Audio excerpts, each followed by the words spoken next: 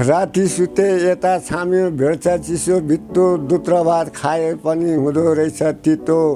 आफ्नो सँगै साथीहरूले छोराछोरी देख्नु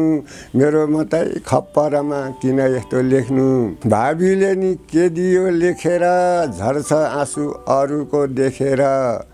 भाबीले नि के दियो लेखेर झर्छ आँसु अरूको देखेर विवाह भएको भएदेखि आउँथ्यो मलाई लिन कहिल्यै मेरो नआउने भो सिउँदो भर्ने दिन भगवानले पनि मलाई किन यस्तो गर्यो एउटा चौटो बारी थियो बाँझै राख्नु पर्यो मेरो पनि एक बारको जुनी थियो दाँत झरेको भए नि हुने थियो मेरो अब यो जिन्दगी त्यसै खेर गयो बाआमाको इज्जत धान्दा आफ्नो बिजेत भयो